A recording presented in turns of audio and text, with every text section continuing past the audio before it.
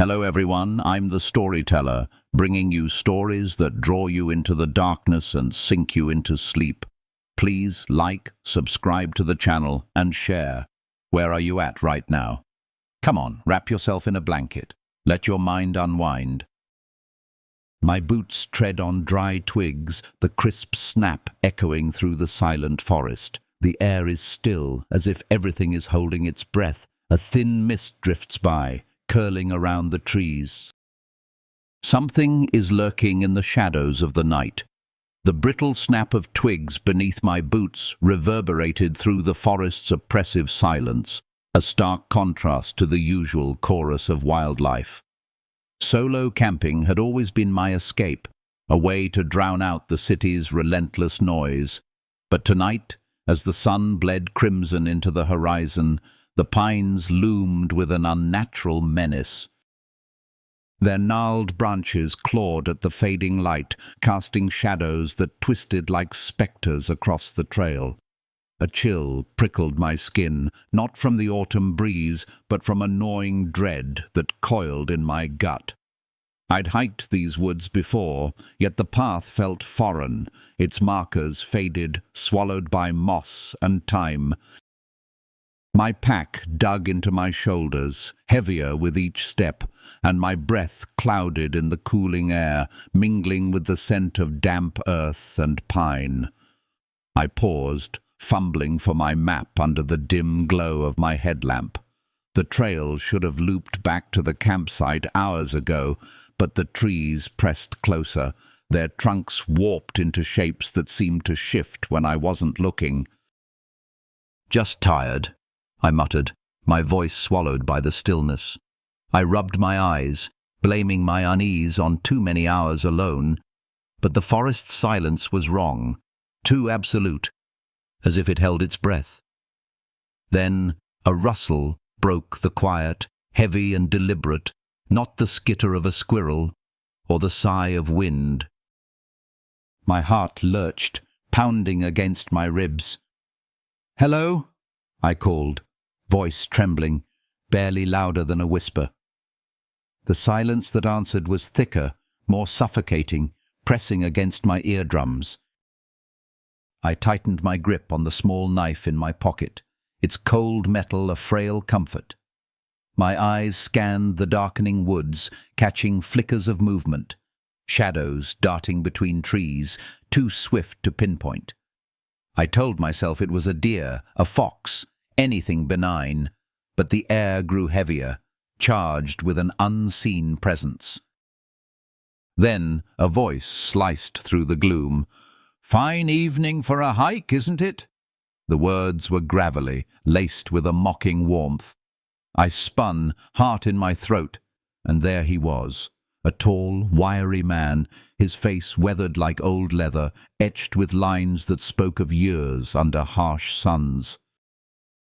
His smile stretched too wide, teeth glinting unnaturally in the twilight, but it was his eyes that froze me, pale, almost colourless, gleaming with a predatory hunger that made my stomach twist into knots.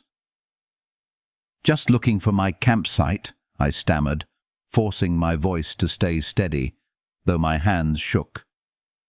"Got turned around." He stepped closer, his boots eerily silent on the pine needles, as if the forest itself cushioned his steps.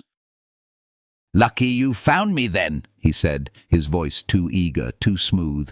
"I know a perfect spot nearby. Follow." His words were an invitation, but his tone felt like a command. Every instinct screamed to bolt, to lose myself in the woods rather than trust this stranger. But the forest was vast, night was falling fast, and exhaustion dulled my senses. I hesitated, weighing my options, the knife in my pocket a constant reminder of my vulnerability. "All right," I nodded, wary but desperate, my legs heavy as I fell into step behind him. He led me down a narrow path, barely visible, overgrown with thorns that snagged my clothes. His long strides were effortless, his chatter unsettlingly cheerful, as if he were guiding a friend rather than a stranger. He spoke of the forest's history, whispers of lost hikers, ancient rituals carved into the stones, a spirit that guarded the woods with jealous ferocity. "It keeps what it claims," he murmured, glancing back with that predatory grin, his eyes catching the moonlight like polished glass. My pulse quickened, a cold sweat beading on my neck, but I kept pace, my mind racing for an escape route, memorizing the path's twists in case I needed to retrace my steps. The air grew colder, the trees denser, their branches weaving a canopy that blocked the stars. Each step felt like wading through molasses, the forest's weight pressing against my chest. We reached a clearing, pristine and surreal, a flat expanse of soft earth, a fire pit ringed with smooth obsidian-like stones, moonlight pooling like liquid silver. It was too perfect, as if crafted for me. "This'll do," I said, shrugging off my pack, my voice tight with forced calm, hoping he'd take the hint and leave. He didn't. "Let's set up your tent," he insisted, his hands lingering on the canvas, fingers brushing mine with a deliberate slowness that sent a shiver down my spine. I forced a smile, heart hammering, and knelt to unpack, my movements mechanical. His questions grew invasive. Where I lived, who knew I was here, why I travelled alone. His gaze flicked to the trees, as if answering an unseen call, his smile never wavering, but growing sharper, more feral. The air thickened, charged with a menace I could taste, metallic and bitter.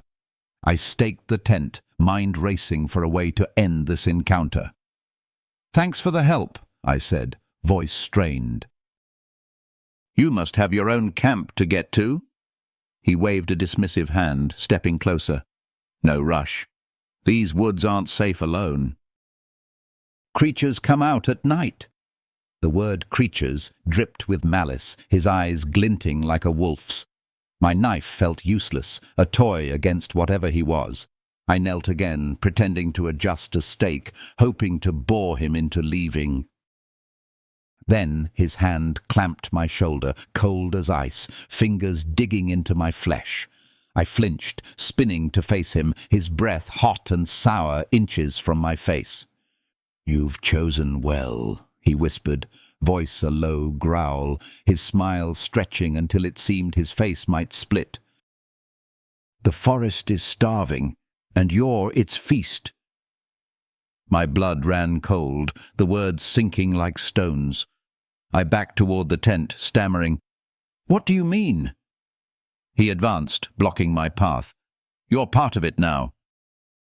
"The woods don't let go." Panic surged, my vision tunneling. I lunged for my pack, but he was faster, his hand snaring my wrist with a strength that belied his frail frame. "Don't fight it!" he hissed, his grip bruising. I scanned the clearing, spotting a thick branch near the fire pit, its end jagged from a recent break. As he tightened his hold, I twisted, grabbing the branch and swinging with all my might. It cracked against his skull with a sickening thud, and he stumbled, cursing, blood trickling down his temple. I wrenched free and bolted, branches whipping my face, roots snagging my boots. His enraged howl chased me, the forest itself awakening. Trees groaned, shadows twisted into shapes that weren't human, their whispers urging me to falter. I didn't look back, lungs burning, driven by raw animal terror. I tore through the underbrush, moonlight struggling to pierce the dense, suffocating canopy. My legs screamed with each step, muscles burning, but stopping wasn't an option. His footsteps thundered behind, impossibly close, each one a hammer blow to my resolve. The forest felt alive, malevolent, its whispers curling around my mind, urging me to surrender, to lie down and let the darkness take me.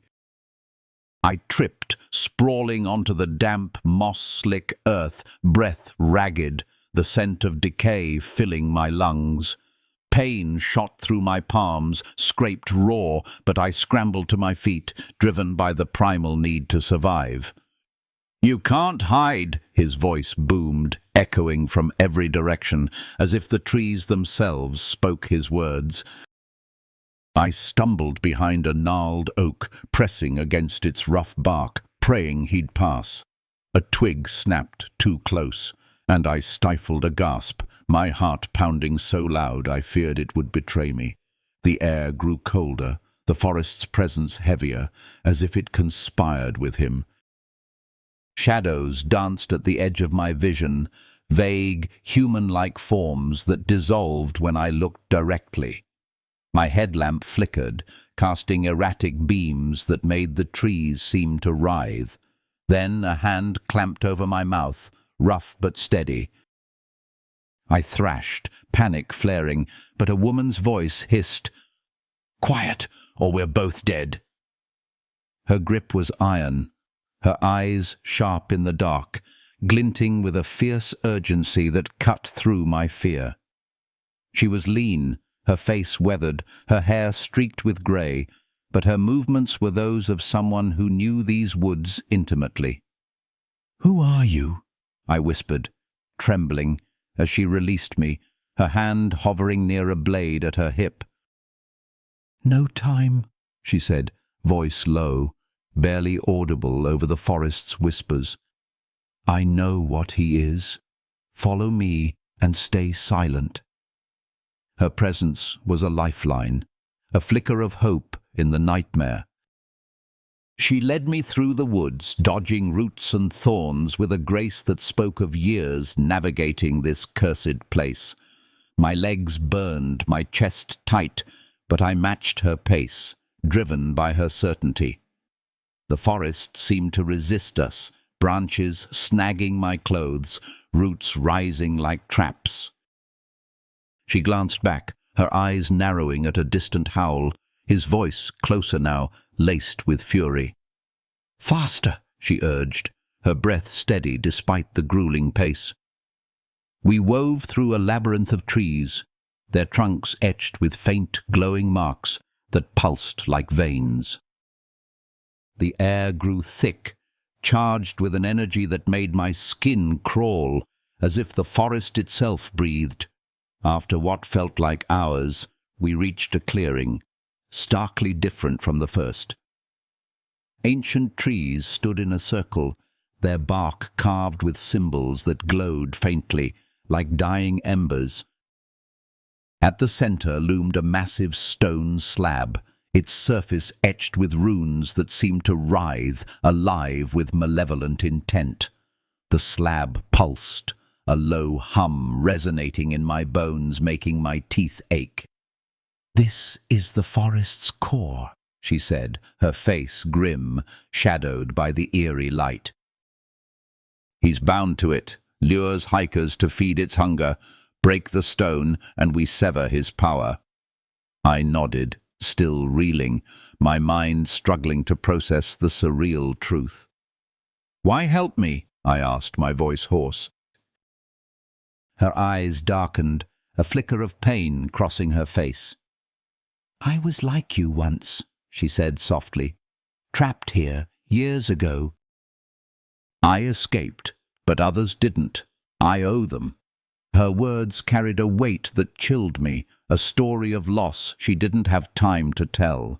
Before I could press, a bone-chilling howl shattered the silence, closer now, vibrating through the trees. He'd found us. He burst through the tree line, no longer human, his form warped, limbs elongated, skin grey and taut, eyes glowing like twin embers in a skull too sharp to be natural. "You can't stop the forest!" he roared, his voice a chorus of screams, shaking the ground. He lunged for the slab, claws scraping the air. The woman dove at him, grappling with a ferocity that belied her frame, her blade flashing as she struck his side. "The stone!" she shouted, her voice raw, blood streaking her arm where he'd clawed her. I froze, terror rooting me, the slab's hum deafening, its runes pulsing faster, as if sensing the chaos. Her cry snapped me into action. I spotted a jagged rock, its edges biting my palms as I seized it. With a scream, I charged the slab, my fear transforming into desperate resolve.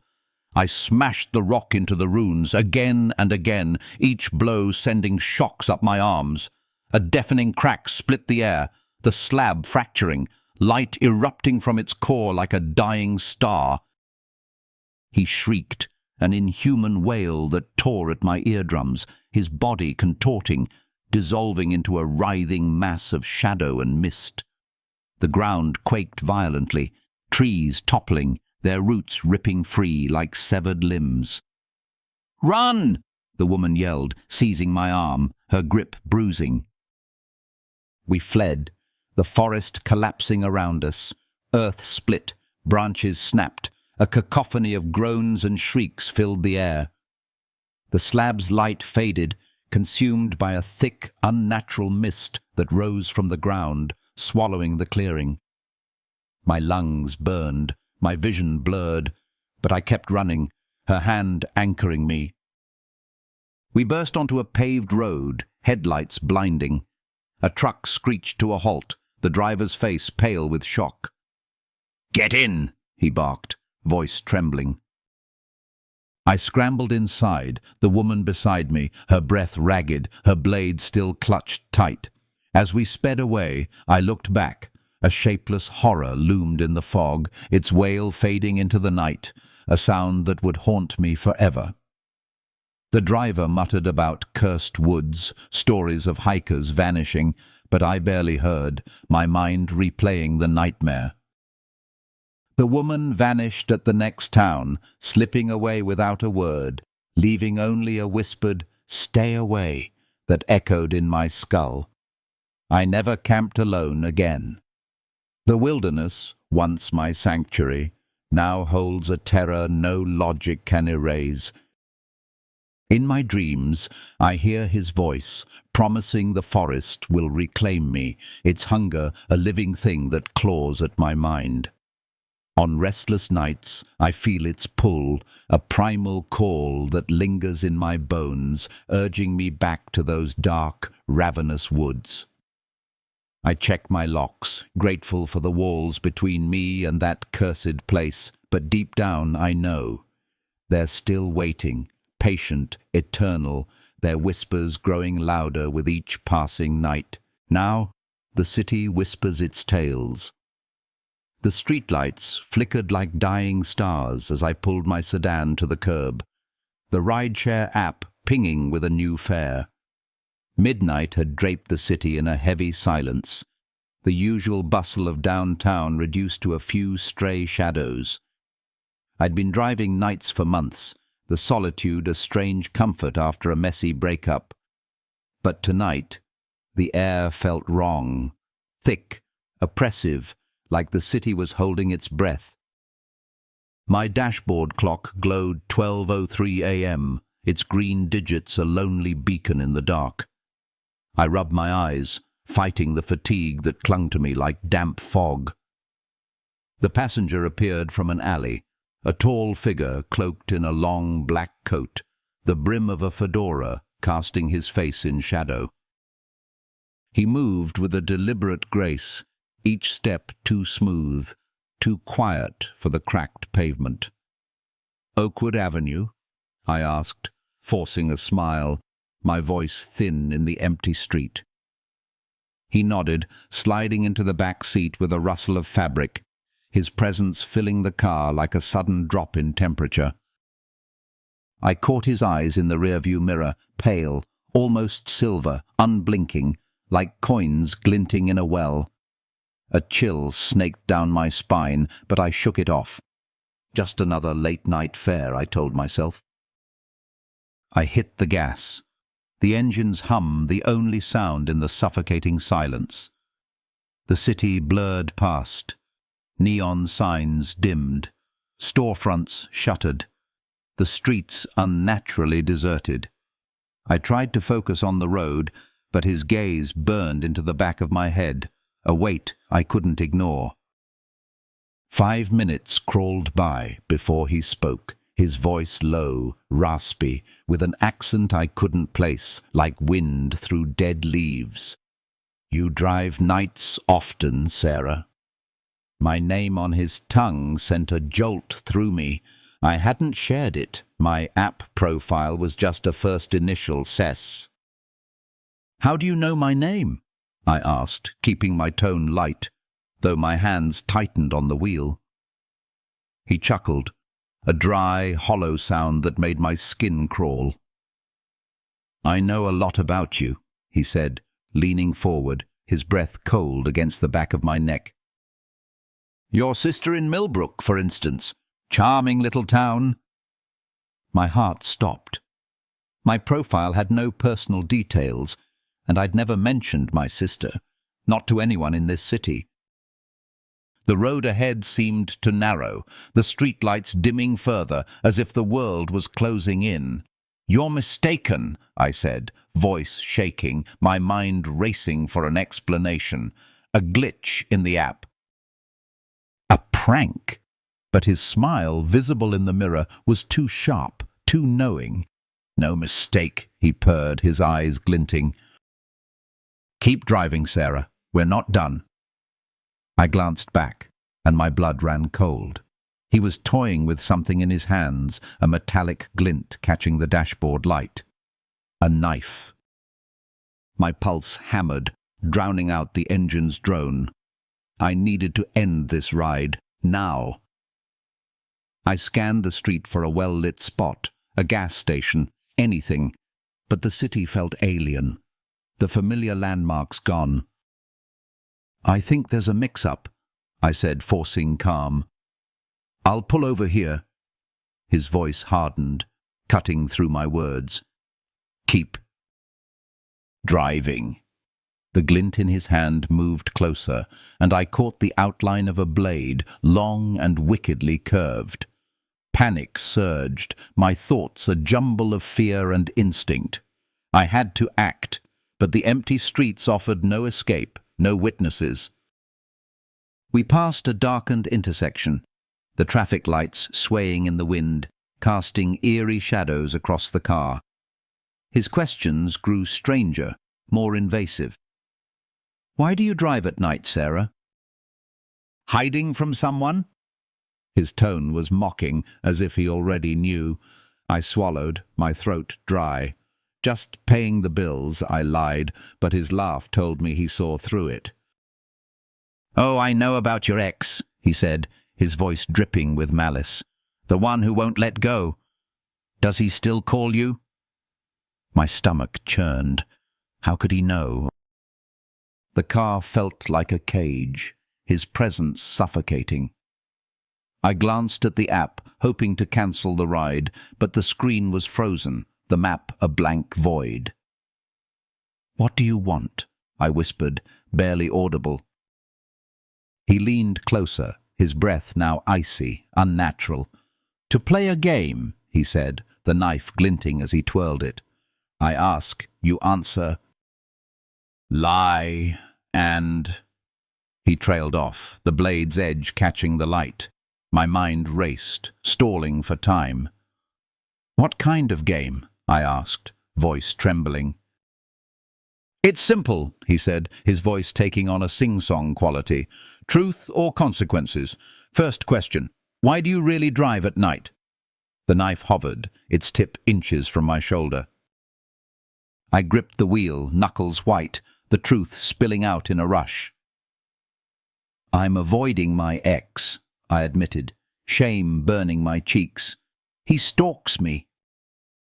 "Nights are safer." He nodded, pleased, his smile widening. "Good, Sarah. Honesty suits you." "Next, what's your deepest fear?" The question cut deeper than the knife could. I hesitated, the blade's shadow looming in the mirror. "Being trapped," I whispered, hating how it exposed me. "Not controlling my life." His laugh was a low growl, chilling. "And right now, how free do you feel?" Rage flared, but before I could answer, I saw my chance. A sharp turn ahead. I slammed the brakes, tires screeching, the sudden stop throwing him forward. His head hit the seat, and I flung open the door, sprinting into the dark, his curses echoing behind me. The pavement was cold and slick beneath my feet, each step a desperate bid for freedom. The city loomed around me, its empty streets a maze of looming buildings and flickering lights, the air heavy with the scent of rain and decay. My lungs burned, my breath coming in ragged gasps, but I didn't dare look back. His footsteps pounded behind, relentless, closer with every heartbeat. "You can't run, Sarah!" his voice taunted, echoing off the concrete as if the city itself was his ally. I darted into an alley, the walls closing in, trash cans casting jagged shadows that seemed to move on their own. My heart hammered, drowning out the distant hum of the city. I pressed against a dumpster, its metal cold against my back, praying he'd pass. A streetlight buzzed overhead, its light stuttering, casting the alley in a strobe of light and dark. His silhouette appeared at the alley's mouth, tall and predatory, the knife glinting in his hand. I stifled a gasp, my hands shaking as I scanned for an escape. The alley was a dead end, a brick wall looming at its far end, no doors, no windows, just me and him. "You're making this fun," he called, his voice eerily calm, each word deliberate like a hunter savoring the chase. I crouched, my fingers brushing the ground, finding a loose brick, its edges rough but solid. It wasn't much, but it was something. His steps grew closer, slow, taunting, the knife scraping against the wall with a metallic screech that set my teeth on edge. My mind raced. Every second I stayed still was a second he gained. I had to move now. I bolted, clutching the brick, my sneakers slipping on the wet pavement. He lunged, faster than I expected, his hand grazing my jacket. I swung the brick wildly, catching his arm, and he cursed, the knife clattering to the ground. I didn't stop, sprinting toward the main street, my vision tunneling. The city felt alive, hostile, its shadows twisting into shapes that weren't human, whispering my name. I tripped, pavement scraping my knees, pain shooting through me, but adrenaline kept me moving. His footsteps resumed, a steady drumbeat of pursuit. I reached a deserted boulevard, the streetlights dim, their pools of light too far apart. My phone was useless.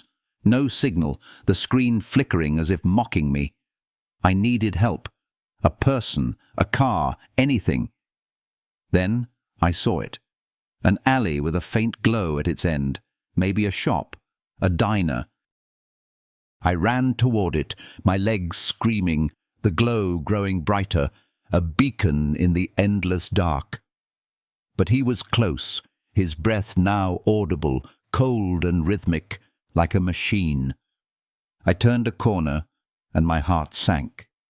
The glow was just a broken neon sign, buzzing fitfully above a boarded-up store. I pressed against the wall, gasping, the brick still clutched in my hand. His silhouette loomed, the knife back in his grip, its blade catching the neon's sickly light. "Game's not over, Sarah," he said, his smile a slash of white in the dark. "One more question. Can you outrun me?" I threw the brick, aiming for his head, but he dodged, the projectile shattering against the wall. I ran again, my lungs on fire, the alley narrowing, walls pressing in like a trap. His laugh followed, a chilling sound that seemed to come from everywhere. I stumbled, my foot catching on a crack, and fell hard, pain exploding in my ankle. He was on me in an instant, his hand seizing my arm, the knife's edge cold against my throat. "You lose," he whispered, his eyes no longer human, glowing with a pale, unnatural light. I screamed, thrashing, but his grip was iron. My mind blanked, survival instinct taking over. I kicked, catching his knee, and he staggered, just enough for me to wrench free. I scrambled to my feet, limping, the alley's end now in sight, a main road, headlights flashing. A car roared into view, its high beams blinding. I waved frantically, screaming as the car screeched to a halt. The driver's window rolled down, revealing Marge, a fellow driver, her face pale with shock. "Sarah, get in!" she yelled, her voice cutting through my panic. I dove into the passenger seat, slamming the door as Marge floored the gas. "How'd you find me?" I gasped, trembling, my ankle throbbing. "Got a cancelled ride alert nearby," she said, eyes darting to the rear-view mirror. "Felt wrong, so I checked." I looked back. The alley was empty, but his final glare burned in my mind, a promise of return. The city blurred past, the headlights carving a path through the dark, but I felt no relief, only a gnawing dread that I hadn't escaped. I quit driving nights, moved to a new apartment, changed my number. I told the police, but they found no trace of him, no record of the ride. Marge swore she saw no one in the alley, only me, frantic and alone. I try to forget, but his voice haunts me, his questions echoing in my dreams. Every creak in my apartment, every shadow on the street, I feel him watching, waiting. I keep a knife by my bed now, but deep down I know, if he comes back, no blade will stop him. The game isn't over, and I fear the next question he'll ask. But small towns hold darker secrets. The moment we pulled into the driveway of our new home, a chill settled over me, sharper than the crisp autumn air. The house was a Victorian beauty, gabled windows, wrap-around porch, ivy clinging to its weathered facade, but something about it felt wrong, like a smile that didn't reach the eyes.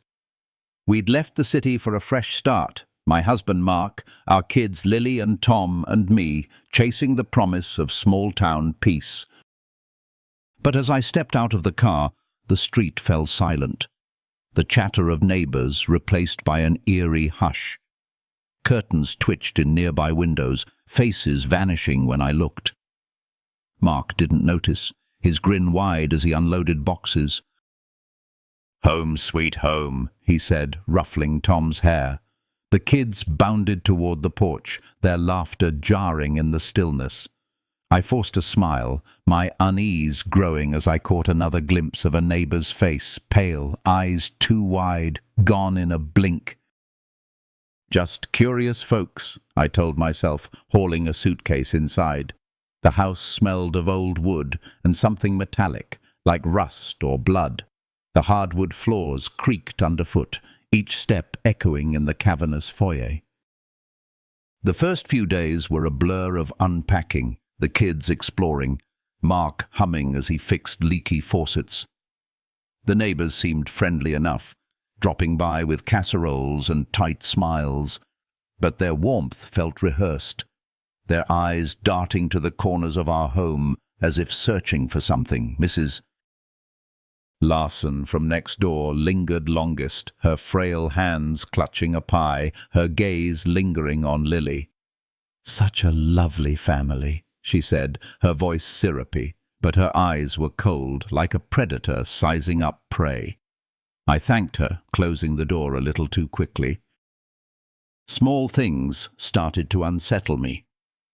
Our trash cans, left in a heap by the curb, were neatly aligned each morning, though I swore I hadn't touched them. The garden, overgrown when we arrived, was suddenly pristine. Weeds gone, soil freshly turned. At first I chalked it up to neighbourly kindness, but the attention felt invasive, like someone was watching our every move. One evening, I caught Mr. Thompson from across the street standing in our yard, staring through our kitchen window. When I waved, he smiled, too wide, and backed away, melting into the dusk. I tried to talk to Mark about it over dinner, my voice low so the kids wouldn't hear. "Don't you think the neighbours are too involved?" I asked, picking at my food. He laughed, spearing a potato. "After the city, you're just not used to small-town hospitality, Emma. It's nice, isn't it?" His optimism grated, but I nodded, not wanting to argue. Maybe I was paranoid, reading menace into kindness, but the feeling of being watched never left, a constant prickle at the back of my neck. That night, I woke to whispers outside our bedroom window, soft and indistinct, stopping when I sat up. Mark slept soundly, oblivious, but I crept to the window, peering through the curtains. The lawn was empty, bathed in moonlight, but shadows seemed to shift, forming shapes that weren't quite human. I blinked, and they were gone. My heart pounded. Sleep impossible. The next morning, Lily came downstairs, her face pale.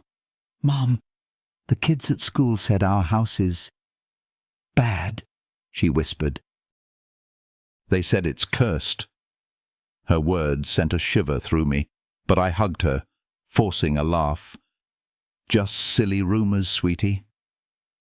But doubt gnawed at me. The previous owners had left abruptly, abandoning furniture, clothes, even photos, as if they'd fled in the night. Why? I decided to dig deeper, my unease outweighing Mark's reassurances. While he was at work and the kids at school, I headed to the town library, a squat building with dusty shelves and a faint smell of mildew. The librarian, an elderly woman with sharp eyes, watched me closely as I asked about our house's history. "Why do you want to know?" she asked, her voice quavering. "Just curious," I said, keeping my tone light. "We're the new owners." She sighed, leading me to a back room filled with yellowed newspapers and faded records.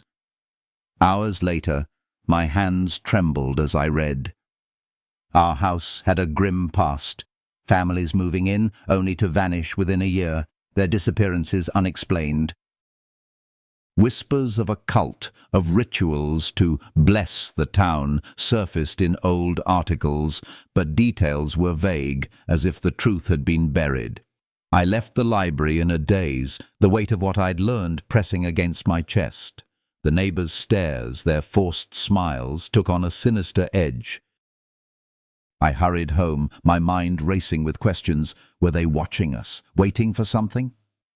As I approached our street, the air grew heavier, the houses looming like silent sentinels.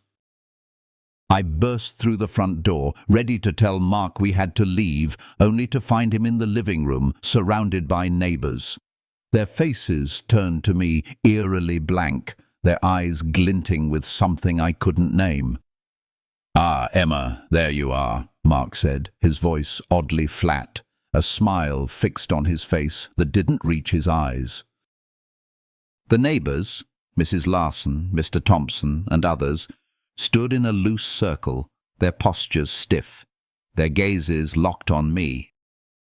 The air in the room felt charged, like the moment before a storm. "We're discussing the town festival," Mark continued. "They think we should host it here." His words sounded rehearsed, his usual warmth gone. I froze, my heart pounding. This wasn't right. None of it was. "I don't think that's a good idea," I stammered, backing toward the door. Mrs. Larson stood, her movements jerky, like a puppet on strings. "Oh, but we insist," she said, her voice dripping with false sweetness. "It's tradition. The newest family always hosts." Her smile was a grimace, her eyes glittering with a hunger that made my skin crawl. I looked at Mark, pleading silently, but his gaze was vacant. as if something else looked through his eyes. "Where are the kids?" I asked, panic rising. "At the park with friends," Mr. Thompson said, his tone too smooth. "They're in good hands." The way he said it twisted my stomach. I knew then I had to get us out, now. "I need to rest," I lied, forcing a yawn. "Long day. Please continue without me." I hurried upstairs, my hands shaking as I grabbed a bag, stuffing in clothes, passports, anything essential. The house felt alive, its walls creaking, shadows shifting in the corners of my vision. Footsteps echoed on the stairs, heavy, deliberate. Not Mark's, not the kids. I scanned the room, my eyes landing on a heavy brass lamp by the bed. I unplugged it, gripping it like a club, and positioned myself behind the door. The footsteps stopped, the doorknob turning slowly. I held my breath, the lamp raised, ready to strike. The door creaked open and Lily stepped in, her movements stiff, her eyes unfocused. "Mom," she said, her voice flat. "It's time." "The neighbors say we need to go downstairs." My relief turned to horror. This wasn't my daughter, not fully. Her smile was wrong, too wide, like the neighbors. "Lily, honey, we're leaving," I said, reaching for her. She tilted her head, an unnatural angle. "We can't leave, Mum. This is home now." "Forever." More footsteps sounded in the hallway, shadows moving closer. Survival instinct kicked in. I grabbed the bag, pushed past Lily and ran, down the stairs, through the kitchen, out the back door. The neighbors' shouts followed, their voices distorted, not entirely human. I sprinted across the yard, the grass slick underfoot, the air thick with a metallic tang. The town seemed to shift around me, streets twisting, houses leaning in like predators. I glanced back. The neighbors were pouring from the house, their faces blank, eyes glowing faintly in the dusk. At the front were Mark and the kids, their movements jerky, reaching for me, calling my name in voices that weren't theirs. Tears streamed down my face, but I kept running, knowing if I went back, I'd never leave. The town's edge loomed, a sign reading, "Welcome to Millhaven," swaying in the wind. I pushed harder, my lungs burning, my legs aching. The ground trembled, as if the earth itself resisted my escape. The neighbors' chants grew louder, a low, guttural hum that vibrated in my chest, words I couldn't understand but felt in my bones. I risked a glance back. The entire town was behind me, moving as one, their glowing eyes like lanterns in the fog. I reached the town limits, the air thickening, like pushing through water. With a final burst, I broke through, tumbling onto a highway. Headlights blinded me as a car screeched to a halt, the driver's face pale. "You okay?" he shouted, helping me up. I nodded, too shaken to speak, and climbed in. As we drove away, I looked back. The town was gone, replaced by empty fields. The sign vanished. The driver muttered about ghost towns, but I barely heard, my mind replaying the nightmare. I reported everything to the police in the next town, but they didn't believe me. They searched and found nothing. No Millhaven, no house, no trace of my family. I was alone, my story dismissed as trauma or madness. I moved far away, started over, but the loss of Mark, Lily, and Tom haunts me. I see their faces in crowds, hear their voices in the wind, calling me back. The neighbors' chants echo in my dreams, promising the town still waits, its ritual unfinished. Sometimes, late at night, I find myself staring at maps, tracing routes to nowhere, wondering if Millhaven is out there, hidden, holding my family in its grasp. I keep a bag packed, ready to go back to save them. But deep down, I fear the truth. If I return, the town will claim me too, and its secrets will bind me forever. Yet old houses keep their own mysteries. The old farmhouse stood stark against the rolling hills, its weathered boards a far cry from the polished Airbnb listing. I pulled into the gravel driveway, my suitcase rattling in the trunk, a sense of unease settling like dust. I'd booked the place on a whim, desperate for a quiet retreat to finish my novel, but as I stepped out, the air felt heavy, tinged with the scent of damp wood and something sour like forgotten decay. The listing promised solitude, a writer's haven, but the house loomed with a presence that made my skin prickle. The key was under a chipped flower pot, as the host instructed, and the front door groaned open, the sound echoing through the empty hall. Inside, the house was a mix of rustic charm and neglect. Exposed beams sagged under years of weight, antique furniture sat draped in dust, and a faint mustiness clung to the air. I ran a finger along a shelf, leaving a trail in the grime, and called out, "Hello?" More from habit than expectation. My voice died in the stillness, swallowed by the walls, as if the house refused to answer. I spent the afternoon settling in, unpacking my laptop in the upstairs study, its window overlooking a tangle of overgrown fields. The house creaked constantly, each sound sharp in the silence, but I brushed it off. Old houses talk, don't they? As dusk fell, casting long shadows across the warped floorboards, I decided to call it a night. That's when I heard it, a soft thump, like a book falling, coming from downstairs. I froze, my heart skipping a beat. "Just the house settling," I muttered, but the sound came again, rhythmic, deliberate, like footsteps pacing the parlour.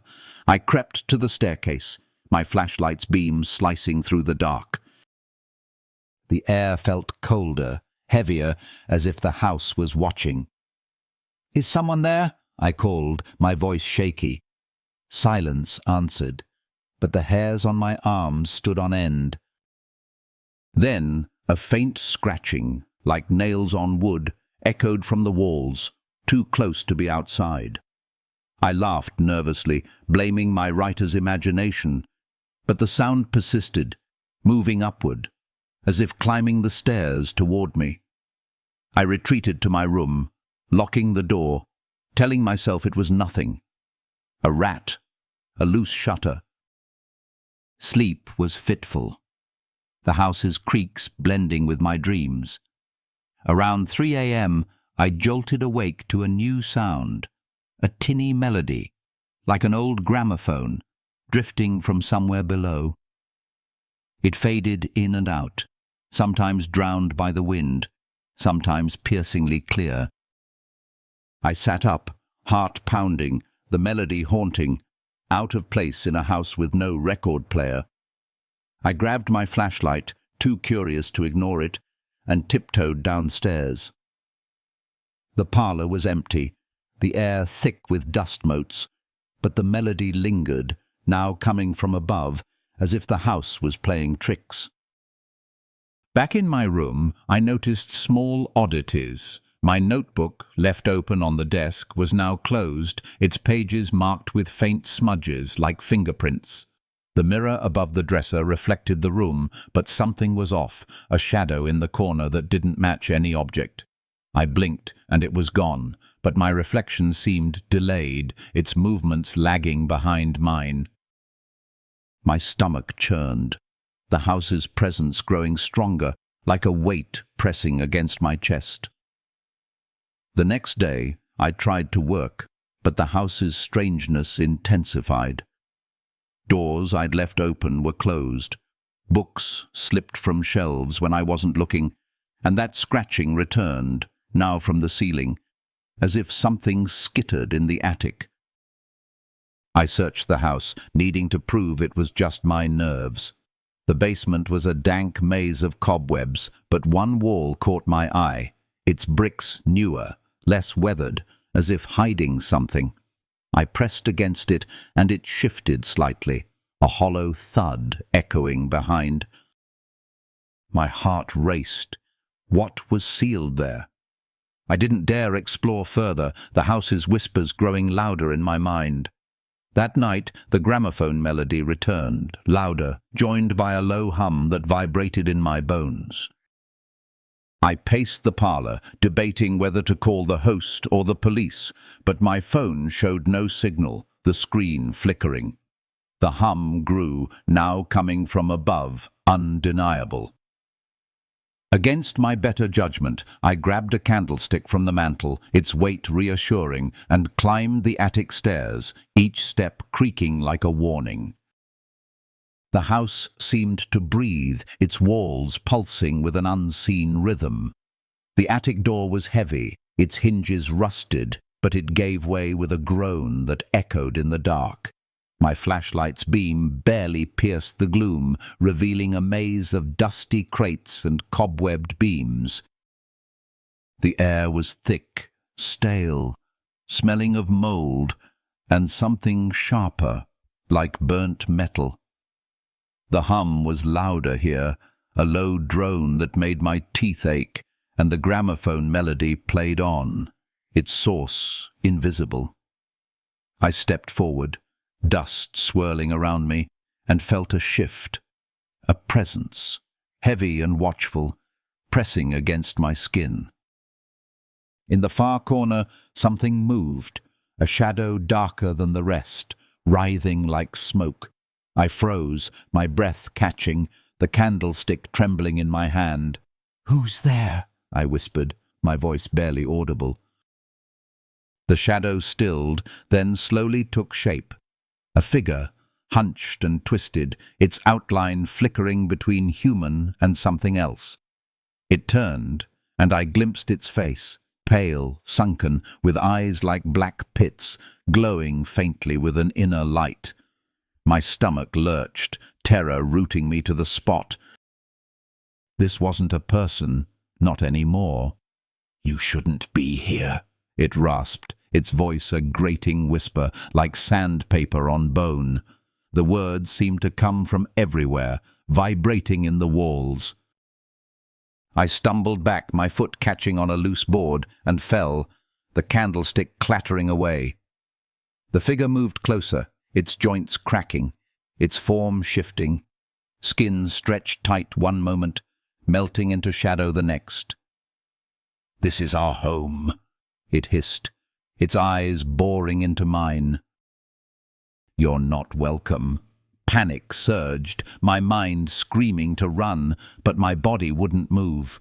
The hum intensified, the attic pulsing with it, the crates rattling as if alive. I groped for the flashlight, its beam catching the figure's face, a grotesque mask, half decayed, half human, its mouth twisting into a smile that wasn't a smile. I screamed, the sound tearing from my throat, and scrambled backward, my hands scraping the rough floor. The figure lunged, its claws grazing my arm, cold as ice, burning where they touched. I kicked out, hitting something solid, and the figure recoiled, giving me a moment to crawl toward the stairs. The attic seemed to shift, the walls bending, the stairs farther than they should be. Behind me, more shapes emerged from the shadows, their forms indistinct but growing, their whispers a chorus of hunger. "Stay," they chanted, their voices overlapping, pulling at my mind. I reached the stairs, half falling down them, the candlestick lost, my flashlight flickering as if the house willed it to die. The house was a labyrinth now, corridors twisting, doors appearing where none had been. The melody followed, warped, no longer music, but a wail. I burst into the parlour, yanking at the front door, but it wouldn't budge. The lock jammed, as if the house refused to let me go. The whispers grew louder, the air thick with their weight. I grabbed a chair, smashing it against the door's glass pane, the shards flying as I stumbled into the night. The cool air hit me like a slap, the gravel driveway crunching under my feet. I sprinted to my car, fumbling with the keys, the engine roaring to life. As I peeled out, gravel spraying, I glanced at the house. Figures stood in every window, their pale faces watching, their eyes glowing like embers. The farmhouse receded in my rearview mirror, but the hum lingered, a faint pulse in my ears, as if the house wasn't done with me. I drove through the night, not stopping until dawn broke, the harsh light grounding me. I never returned to that farmhouse. I left a vague Airbnb review, warning of odd noises and unsettling vibes. But how could I explain the truth? The host never responded. The listing vanished days later. I tried to bury the memory, to lose myself in work, but the house clings to me. At night I hear that gramophone melody, faint but unmistakable, drifting from the corners of my apartment. Sometimes in the quiet I catch a glimpse in the mirror, a shadow behind me, too tall, too thin, its eyes glowing. I blink and it's gone, but the hum returns, soft, persistent, like a heartbeat. I've started sleeping with the lights on, but it doesn't help. The house found me, or I brought it with me, a piece of its darkness lodged in my soul. I fear it's waiting patient for the moment I let my guard down, to claim me as its own. Darkness dwells within us all. The lights went out with a soft pop, plunging my apartment into a silence so deep it felt alive. One moment, the hum of the refrigerator and the faint whir of my laptop fan filled the air. The next, nothing but the sound of my own breathing, suddenly loud in the dark. I fumbled for my phone, its screen glowing 9:47 p.m., but the signal bars were gone, replaced by a mocking "no service."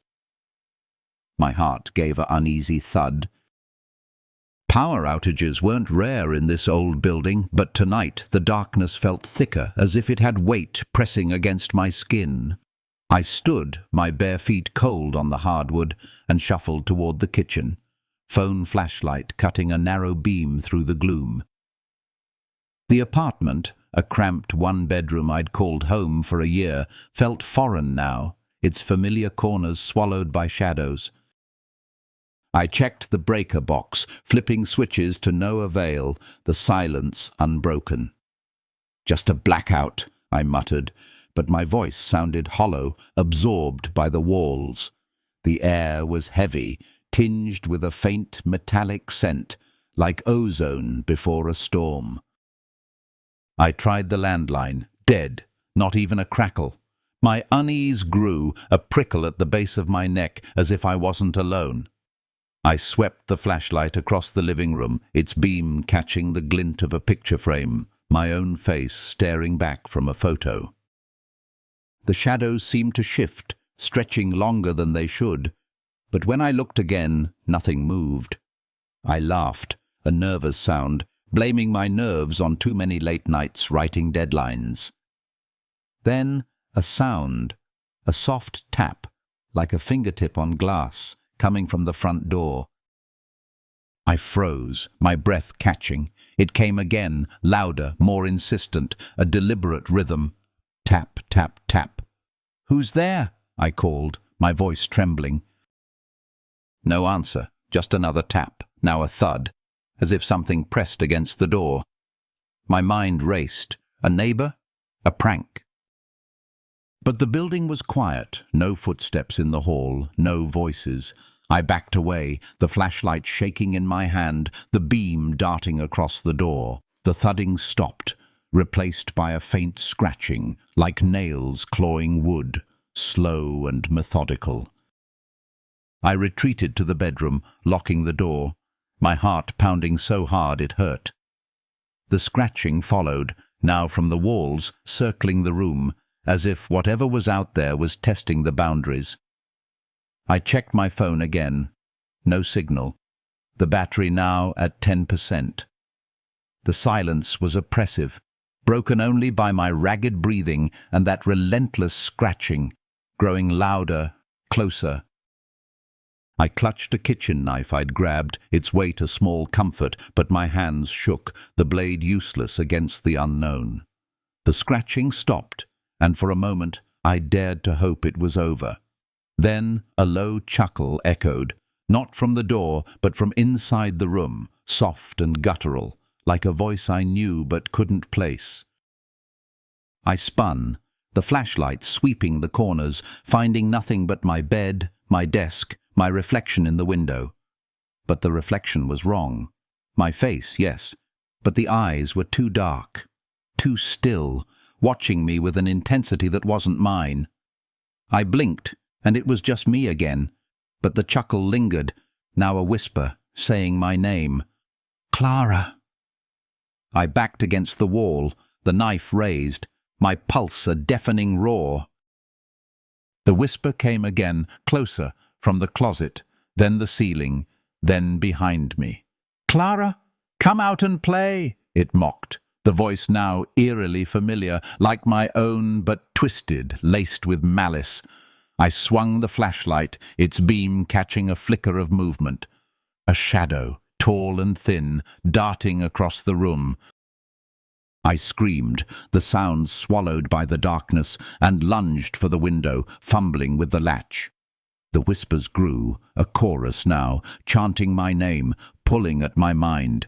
The window wouldn't budge, its frame stuck, as if the apartment refused to let me go. The shadow moved again, closer, its edges blurring, forming a figure that wasn't quite human, too tall, limbs too long, eyes glowing like embers in the dark. I stabbed at it with the knife, the blade passing through nothing, and bolted for the door, unlocking it with trembling hands. The hallway was pitch black, the air colder, the whispers louder, now a cacophony of voices, all mine, all wrong. I ran, the floor tilting underfoot, the hallway stretching impossibly long. Doors I didn't recognize appeared, their handles rattling as I passed, as if the building was alive, reshaping itself to trap me. The shadow followed, its footsteps heavy, its chuckle a constant taunt. I reached the front door, yanking at the handle, but it held fast, the lock clicking shut on its own. Panic clawed at me, my vision blurring, the whispers now screams. You can't leave, Clara. You're ours. I pounded on the door, my fists bruising, screams tearing from my throat. But the building was silent. No neighbors, no help. The shadow loomed behind me, its presence a cold weight, its glowing eyes boring into my back. I turned, knife raised, and saw it fully. Tall, impossibly thin, its face a distorted mirror of mine, but warped, hollow, with a smile that stretched too wide. You can't run, it said, its voice mine, but deeper, layered with 1,000 echoes. I am you. My knees buckled, terror and recognition crashing together. This wasn't just a thing. It was my fear, my doubt, the parts of myself I'd buried, the failures, the guilt, the nights I'd lain awake, hating who I'd become. I staggered back, the knife slipping from my hand, clattering to the floor. The figure stepped closer, its form flickering, sometimes me, sometimes a stranger, its eyes never leaving mine. Embrace me, it whispered, its hand reaching out, fingers long and claw-like, brushing my cheek with a burning cold. I stumbled into the living room, the whispers now a deafening roar, the apartment twisting around me, walls bent, furniture shifted, the windows showing only darkness, no city beyond. My phone was dead, its screen black, reflecting the figure's glowing eyes. I grabbed a chair, smashing it against the window, but the glass held, unyielding, as if the world outside had vanished. The figure laughed, its voice splitting into a chorus, each note a stab of pain. "You made me," it said. "You can't destroy me." I fell to my knees, tears streaming, the weight of its words crushing me. Memories flooded back. Every moment I'd doubted myself, every fear I'd pushed down, now given form. The figure knelt before me, its face inches away, its breath cold and sour. "Give in," it urged, its voice softening, almost gentle. "Be whole." For a moment I wavered, the whispers tempting, promising release. But then I remembered. The terror of that first tap, the months of running from myself. I wouldn't surrender. "No," I said, my voice steady, surprising even me. "You're not me. You're what I feared I'd become." I stood, facing the figure, my fear shifting to resolve. "I choose differently." The figure snarled, its form wavering. But I stepped forward, reaching for the light switch, my hand trembling but sure. I flicked it, expecting nothing. The power was out, but the room blazed with light, harsh and sudden. The figure shrieking as it dissolved, its form unraveling like smoke, its eyes flashing with something like relief. The apartment was still, the whispers gone, the air lighter, as if a veil had lifted. The front door clicked, now unlocked, the windows showing the city's faint glow. I collapsed, sobbing, the knife at my feet, the weight of the night crashing down. The power flickered back on, the hum of the refrigerator returning, grounding me. I stood, shaky, and checked the apartment. Nothing moved, no shadows lingered, but the memory of those eyes burned in my mind. I tried to resume my life, convincing myself it was a hallucination, a breakdown from stress. I cleaned the apartment, avoided mirrors, kept every light blazing. But things were different. The shadows seemed deeper, the silence heavier. I moved to a new city, hoping distance would help. But the whispers returned, faint, at the edge of hearing, always in my voice. In crowded streets, I'd catch a glimpse of a figure, too tall, too thin, gone when I turned. Friends noticed my change, pale, jumpy, always looking over my shoulder. They suggested therapy, but how could I explain? The figure wasn't gone.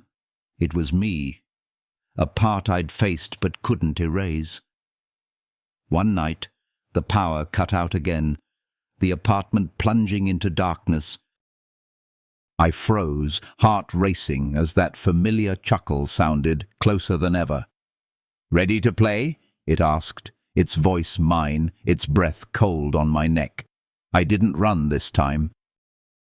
I stood, facing the dark, my voice firm. "I see you," I said. "I accept you, but you don't control me."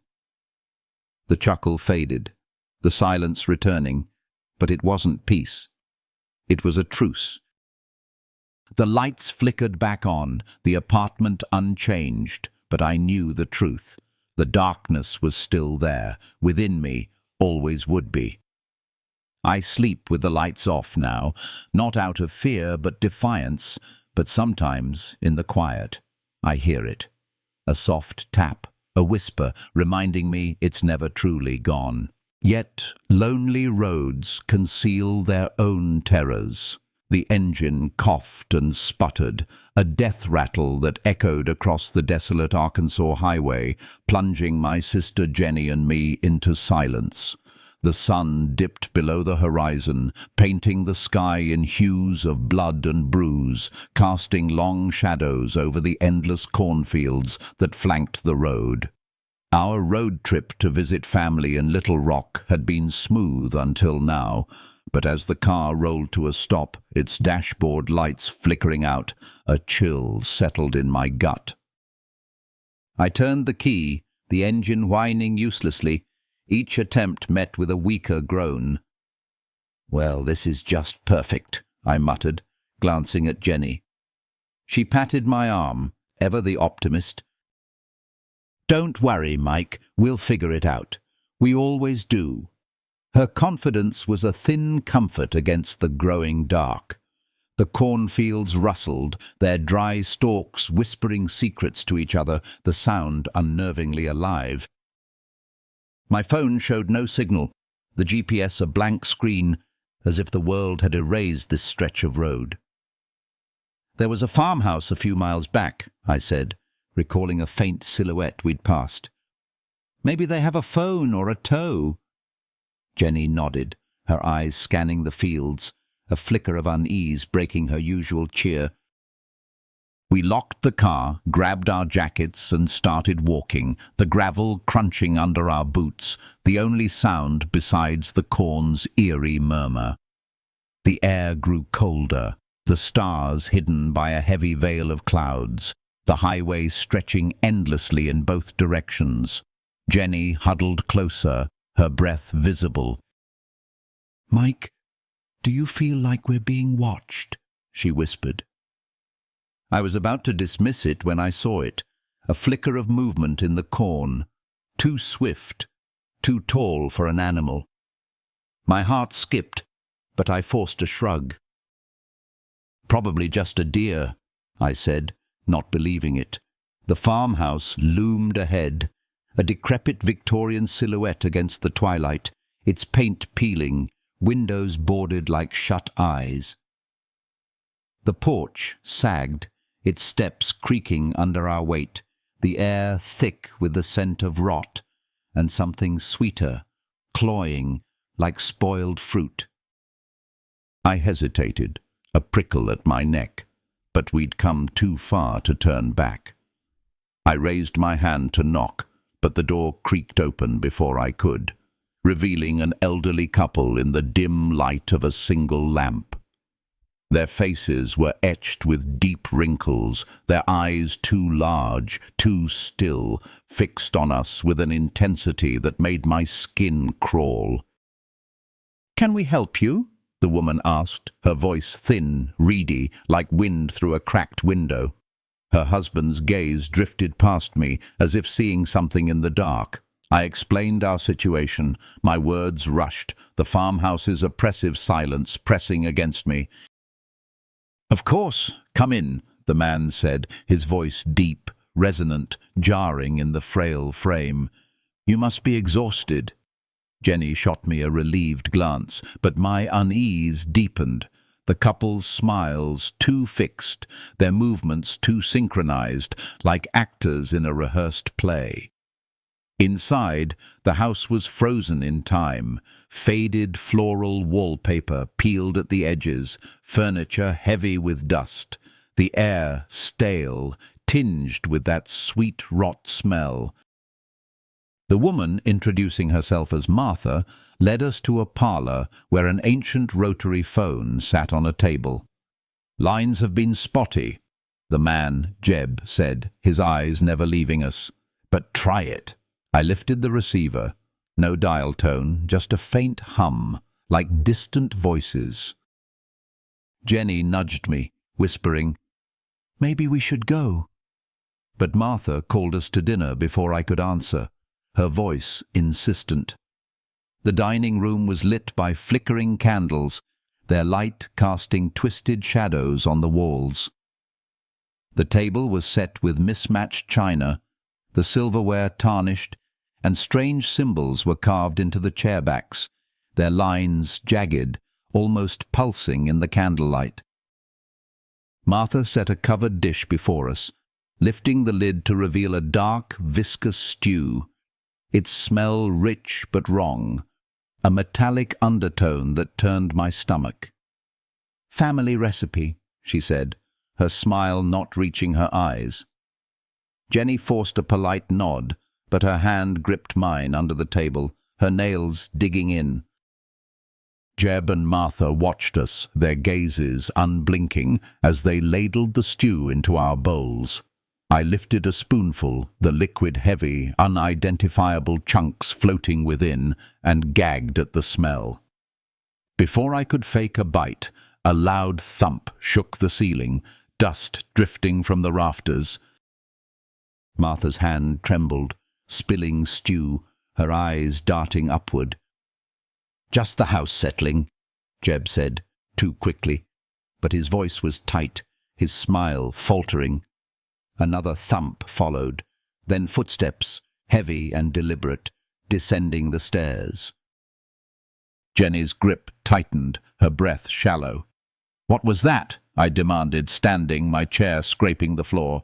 Jeb rose, his friendly mask slipping, his eyes narrowing.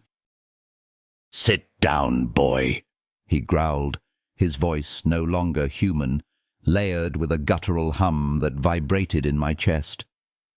The footsteps grew louder, now at the dining-room door, each one a hammer blow to my nerves. Martha began to mutter, rocking in her chair, her words a chant in a language I didn't know, sharp and guttural. The air thickened, the candles flaring, their shadows writhing like living things. I grabbed Jenny's hand, my heart pounding. "We're leaving," I said, pulling her toward the door. The door burst open, and my blood ran cold. A figure stood there, impossibly tall, its limbs too long, its skin pale and mottled, stretched tight over a frame that wasn't human. Its face was a nightmare, empty sockets where eyes should be, a gaping mouth lined with jagged, needle-like teeth. Jenny screamed, the sound piercing, and I yanked her back, knocking over chairs in our haste. Jeb shouted, his voice a snarl, while Martha's chant grew louder, the symbols on the chairs glowing faintly, pulsing with a sickly light. We bolted through the kitchen, the figure's loping gait echoing behind, its claws scraping the floor. The back door was locked, the handle burning cold under my hand. I kicked it, wood splintering, and we burst into the night, the cornfields pressing in, their stalks sharp as blades. The figure followed, its movements jerky, unnatural, a low growl rumbling from its chest. I glanced back. Jeb and Martha stood on the porch, their faces contorted, eyes glowing like the figure's, their chants merging with its growl. We ran, the corn slicing our skin, the fields a maze with no end. My lungs burned, Jenny's breath ragged beside me, her hand slipping in mine. The figure was close, its growl now a scream, the stalks bending as it moved, as if the earth aided its hunt. "Keep going!" I shouted, my voice hoarse, but despair clawed at me. The farmhouse was miles from anywhere, no help in sight. Then headlights pierced the dark, a pickup truck roaring toward us. I waved frantically, screaming, and the truck screeched to a halt, the driver's weathered face pale with shock. "Get in!" he barked, throwing open the door. We dove inside, the figure's scream rising as we sped away. I looked back. The farmhouse receded, but the figure stood in the road, its empty sockets fixed on us, Jeb and Martha beside it, their glowing eyes unblinking. The driver, Tom, listened in stunned silence as we stammered our story, his hands tight on the wheel. "You're not the first," he said, voice grim. "That place, Henderson's farm, it's been abandoned for years. Folks who stop there, they don't come back." He dropped us at a motel, refusing payment, his warning chilling. "Some roads aren't meant to be traveled." We called a tow truck the next day, took a flight home, abandoning the road trip, but the memory of that night clings like damp rot. I see the figure's face in my dreams, its empty sockets staring, its teeth glinting. Jenny won't talk about it, her eyes haunted, her optimism gone. We avoid highways now, stick to cities, but the fear follows. Sometimes, driving at dusk, I glance in the rearview mirror, half expecting the farmhouse to appear, its windows glowing, the figure waiting in the road. The stew's smell lingers in my nightmares, sweet and wrong, and I hear Martha's chant, low and guttural, calling us back. I keep a flashlight by my bed, check the locks obsessively, but I know, if that thing finds us, no light will save us. The road is still out there, waiting, and I fear one wrong turn will lead us back to its hunger. Empty offices harbor their own shadows. The security monitors blinked out one by one, each screen fading to static before plunging into black, leaving the control room bathed in the dim glow of a single desk lamp. I leaned forward, my coffee forgotten, a chill creeping up my spine like a cold finger. 3 years as a night guard at the Oak Ridge office complex, and I'd never seen the system fail like this. The building, a sprawling maze of glass and steel, housed 20 floors of darkened cubicles and conference rooms, silent under my watch. But tonight, at 1 a.m., the silence felt wrong, too heavy, too alive, as if the air itself was listening. I tapped the keyboard, willing the cameras to flicker back, but the screens stayed dead, their static hum replaced by an oppressive quiet. My radio crackled, then fell silent, no response from the main office. My phone showed no signal, its screen casting a feeble light in the cramped room. "Come on," I muttered, my voice swallowed by the stillness, the walls seeming to lean closer. The control room, usually a haven of routine, felt like a trap, its single exit leading to a hallway I suddenly dreaded. I checked the log, last patrol at 11 p.m, all clear, every door locked. Protocol demanded I investigate, but every instinct screamed to stay put. Then a sound, a soft thud, like a dropped book, echoing from the hallway beyond. My heart jolted, the lamp's light flickering as if in response. "Hello!" I called, my voice embarrassingly weak. "This is security. Identify yourself." Silence answered, but the air grew colder, a faint metallic tang settling on my tongue, like blood or rust. I grabbed my flashlight, its beam cutting through the dark, and stepped into the hallway, the linoleum cold under my boots. The corridor stretched endlessly, punctuated by the dim glow of emergency exit signs, their red light casting an eerie sheen. Each step echoed, too loud, as if announcing my presence to something unseen. I swept the flashlight, its beam dancing across closed office doors, their frosted glass reflecting distorted shapes that vanished when I looked directly. My pepper spray clipped to my belt felt inadequate, a child's toy against the growing dread. The thud came again, sharper, from deeper in the building, not the lobby or elevators, but the upper floors, where no one should be. I hesitated at the elevator bank, protocol warring with fear. The smart move was to call for backup, but with no phone or radio, I was alone. Curiosity, or maybe duty, pushed me forward. I pressed the elevator button, half expecting nothing, but the doors slid open with a soft ding, the interior lit by a flickering fluorescent bulb. I stepped inside, my finger hovering over the buttons, settling on the 10th floor, where the sound seemed to originate. The ride was agonizing, each floor ticking by with a mechanical groan, the elevator's walls seeming to close in. When the doors opened, the 10th floor was dark, the cubicles shrouded in shadow, the only light from a distant exit sign. I stepped out, flashlight sweeping, my breath visible in the chilly air. Everything looked normal. desks, computers, coffee mugs. But the silence was unnatural, as if the building held its breath. Then a door slammed, the sound like a gunshot in the quiet, coming from the end of the hall. "Who's there?" I called, my voice steadier now, fueled by adrenaline. "This is your last warning!" No answer, but a low chuckle drifted from the darkness, soft and guttural, coming from everywhere and nowhere.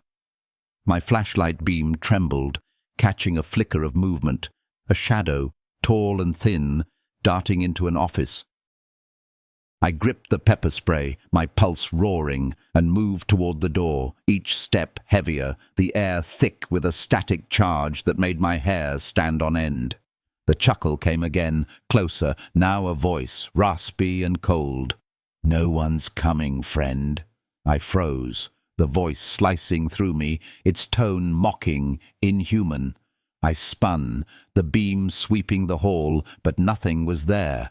Just empty cubicles, their outlines warped in the dark. My mind screamed to run, but I pushed forward, the office door ajar, its frosted glass reflecting my silhouette. I nudged it open, the hinges creaking, and stepped inside. The room was empty, a desk and filing cabinets bathed in shadow, but the air was wrong, too cold, too heavy, like stepping into a freezer. My beam caught something, two glowing points like eyes hovering in the corner. I stumbled back, the pepper spray slipping from my grip, clattering to the floor. The eyes moved, attached to a figure, tall, unnaturally thin, its skin pale and stretched, its face a grotesque mask with a mouth too wide, teeth too sharp. "You shouldn't be here," it rasped, its voice a hiss vibrating in my bones. I turned to run, but it was faster, its hand shooting out, cold as ice, knocking the flashlight from my hand. The beam spun, casting wild shadows, the figure's form flickering, sometimes solid, sometimes smoke. I bolted, the flashlight's beam spinning crazily behind me, the figure's laugh echoing off the walls, a chilling sound that seemed to burrow into my skull. The hallway stretched impossibly long, doors rattling as I passed, the building alive with malice. I hit the stairwell, taking steps 3 at a time, my lungs burning, my boots slipping on the concrete. The figure followed, its footsteps heavy, uneven, its voice taunting. "You can't hide, this is my playground." The words were a knife, each syllable cutting deeper, urging me to give up.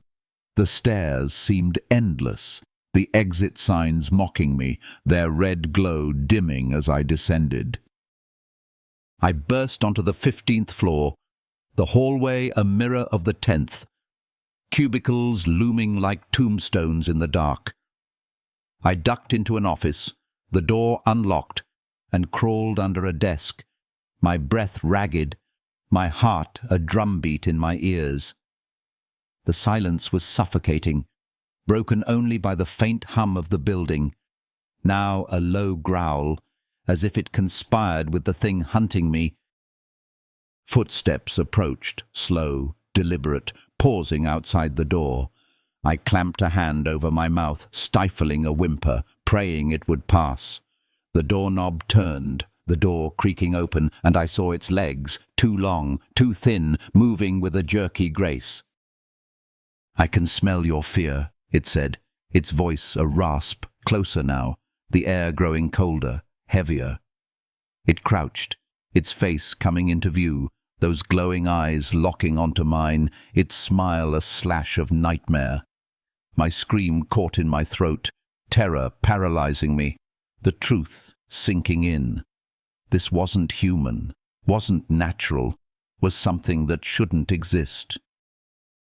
I lashed out, kicking the desk, toppling it onto the figure. It snarled, staggering, and I scrambled out, sprinting down the hall, the building twisting around me. Corridors bent, lights flickered, the exit signs now pointing in circles. The figure's laugh followed, relentless, its footsteps a thunderous echo. I hit another stairwell, descending blindly, my legs screaming, the air so cold it burned. The lobby was in sight. The front doors my only hope, but they were locked, the glass unyielding, as if the building refused to let me go. I grabbed a chair, smashing it against the glass, the shards exploding outward, the night air rushing in, sharp and clean. I dove through, landing hard on the pavement, pain shooting through my knees. I ran, not stopping, the city's lights a blur, until I collapsed on a busy street corner, strangers' faces swimming above me, their voices distant. Police came, paramedics, their questions a haze. I told them what happened, but their eyes said they didn't believe me, thought I was crazy, on drugs. They searched Oak Ridge the next day, found nothing, no figure, no signs of an intruder, just me on the cameras, running, fighting air. The footage showed no one else, but I know what I saw, what I felt. I quit that day, couldn't face those halls, those shadows.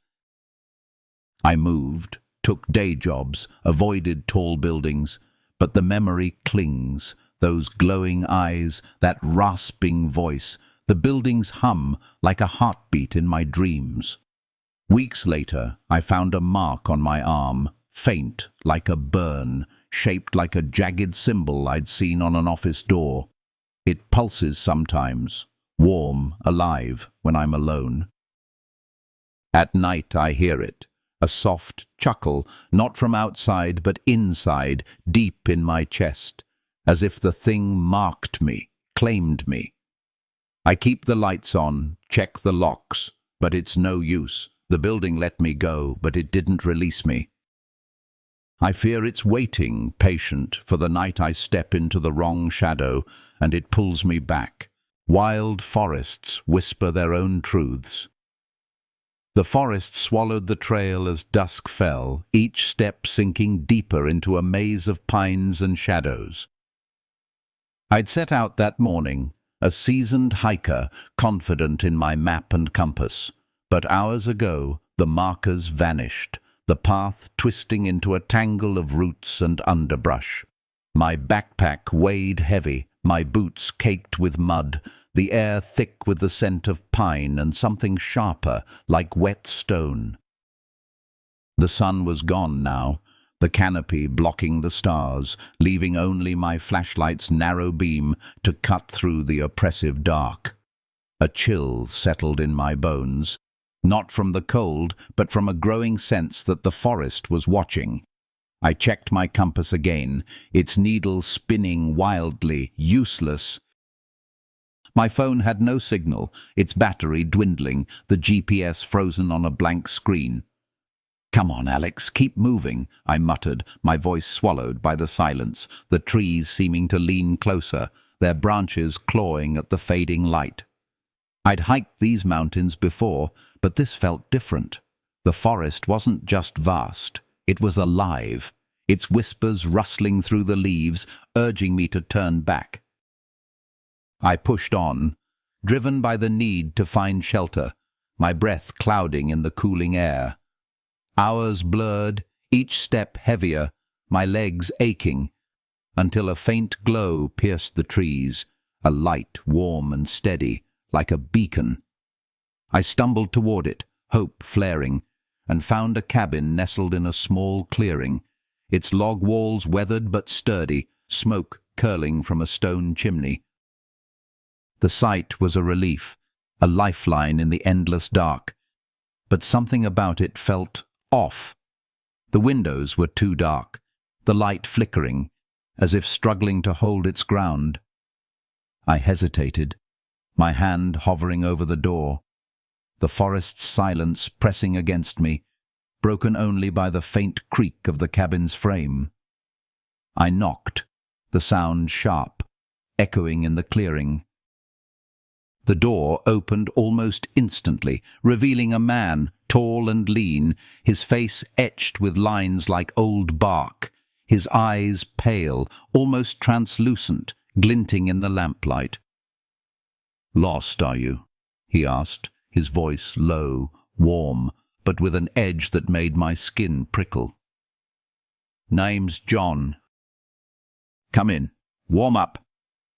His smile was too wide, his gaze too fixed, but the cold and exhaustion dulled my instincts. "Thanks," I said, stepping inside, the door closing behind me with a heavy thud that felt final. The cabin was sparse, a single room with a wood stove, a rickety table, and a cot in the corner. The air was thick, smelling of smoke and something metallic, like old blood. Strange carvings lined the walls, jagged symbols, their lines twisting in ways that hurt to look at, as if they moved when I wasn't watching. John gestured to a chair, his movements slow, deliberate, his eyes never leaving me. "Sit. I'll make tea," he said, turning to a kettle, but his smile didn't reach his eyes, and his hands trembled as if restraining something. I sat, my backpack at my feet, the flashlight clutched in my pocket, a small comfort. "You live here alone?" I asked, keeping my tone light, though the cabin's walls seemed to close in, the carvings pulsing faintly in the firelight. John nodded, pouring tea, the steam rising in slow curls. "Always have," he said, his voice shifting, deeper now, with a resonance that didn't match his frail frame. "The forest keeps me company. It's particular about its guests." The way he said guests sent a shiver through me, his eyes glinting as if seeing something beyond me. The tea was bitter, scalding, but I sipped it to be polite, my unease growing. John's questions were casual, where I was from, why I hiked alone, but his gaze was predatory, his smile tightening with each answer. The carving seemed to hum, a low vibration I felt in my chest, the air growing heavier, charged with an unseen presence. I set the cup down, my hand shaking. "I should get going," I said, standing, but John was at the door before I could move, his frame blocking the exit. "No one leaves," he said, his voice no longer warm, now a growl, his eyes glowing faintly, like embers in the dark. I backed away, my heart pounding, the flashlight now in my hand, its beam trembling. "What do you want?" I asked, my voice cracking. John tilted his head, an unnatural angle, his smile stretching wider, too wide for a human face. "The forest chose you," he said, stepping closer, his boots silent on the floor. "It's hungry." The door's lock clicked, the sound sharp, final, and the carvings flared, their glow casting twisted shadows that moved on their own. Panic surged, my mind racing for a way out. The cabin's walls now a cage, the forest's whispers louder, chanting my name. I lunged for the window, the only other exit, but John was faster, his hand clamping my wrist, cold as ice, his grip bruising. "Don't fight it," he hissed, his voice layered, as if many spoke through him, the carvings pulsing in time with his words. I swung the flashlight, catching his jaw, the impact jarring my arm. He staggered, his grip loosening, and I wrenched free, slamming my shoulder into the window. The glass shattered, shards biting my skin, and I tumbled into the clearing, the cold night air a shock against my face. I ran, the forest closing in, its branches whipping my arms, roots snagging my boots. John's enraged howl echoed behind, joined by the forest's whispers, now a chorus, urging me to falter. The clearing vanished, the trees denser, the flashlight's beam barely piercing the dark. My lungs burned, my legs screamed, but I pushed forward, driven by raw terror, the forest alive, its shadows twisting into shapes, tall, thin, with glowing eyes, darting between the trees. Were they real, or was the forest playing tricks? The ground sloped, treacherous, and I tripped, sprawling into the mud, the flashlight skittering away, its beam flickering out. I scrambled to my feet, the howls closer, John's voice no longer human, a guttural snarl that shook the leaves. The forest seemed to shift, paths appearing and vanishing, the trees leaning in, their branches like claws. I ran blindly, my breath ragged, the whispers, now screams, my name a chant that burrowed into my skull. "Alex, stay!" they urged, their voices a mix of John's and something older, deeper, hungrier. A light pierced the dark, a headlight, distant but growing, the rumble of an engine cutting through the forest's roar. I sprinted toward it, branches tearing at my clothes, the ground trembling as if the earth itself pursued me. The light became a truck, its driver braking hard, gravel spraying as I stumbled onto the road. "Get in!" he shouted, a grizzled man with wide eyes, his voice shaking.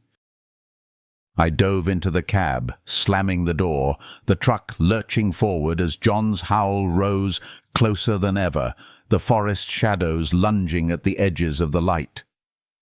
I gasped our story, lost, the cabin, John, the forest's hunger, as the driver, Hank, gripped the wheel, his face pale. "That place ain't right," he said, voice low. "Folks go in, don't come out. Been that way since my granddad's time." He drove us to a gas station, the fluorescent lights a harsh relief, but I felt no safety, only dread. Hank refused my thanks, speeding off, his warning echoing, "Don't go back." "It knows you now." We hitched a ride to town, abandoned our hike, flew home, but the forest clung to me, its whispers in my ears. I don't hike anymore. Not alone, not ever. The mountains, once my refuge, now hold a terror I can't shake. Jenny tries to help, but she sees it too. My eyes haunted, my hands trembling when I hear a branch snap. I dream of the cabin, its carvings glowing, John's face shifting, his eyes not his own, the forest's voice calling me back. Sometimes I wake to scratches on my arms, faint, like the symbols on those walls, gone by morning, but burning in my memory. I moved to the city, surrounded myself with noise, light, people, but it's not enough. At dusk, I catch glimpses in windows, a figure, too tall, too still, its eyes glowing like John's, gone when I blink. The whispers follow, soft, persistent, my name on the wind. I keep a knife under my pillow, check the locks, but I know, if the forest wants me, no door will hold it. It's out there, patient, its hunger eternal, waiting for the night I step back into its embrace. Strange packages carry hidden fates. The knock came late, a sharp rap that jolted me from my book, the sound echoing through my quiet apartment like a stone dropped in still water. It was past 9 p.m. The city outside hushed, the streetlights casting a pale glow through my curtains. I set the book down, my brow furrowing. No one visited me unannounced, not in this corner of the city where neighbors kept to themselves. I padded to the door, my bare feet cold on the hardwood, and peered through the peephole. The hallway was empty, the fluorescent lights flickering, but a small package sat on my doormat, its edges sharp against the worn carpet. I opened the door, the hinges creaking, and picked up the box, its weight heavier than it looked, the wood dark and polished, carved with intricate symbols that seemed to shift under my touch. There was no label, no address, just my name, Lila, etched in elegant script on the lid, as if someone knew I'd be here, waiting. A chill prickled my skin, not from the draft, but from a sense of wrongness, like the box didn't belong in my world. I glanced down the hall, expecting a delivery person, but the silence was absolute, the air heavy with a faint metallic tang, like old coins. Back inside, I locked the door. The deadbolts click a small comfort, and set the box on my kitchen table. Its carvings caught the lamplight, their lines twisting, forming shapes, eyes, hands, faces, that vanished when I stared too long. Curiosity warred with unease.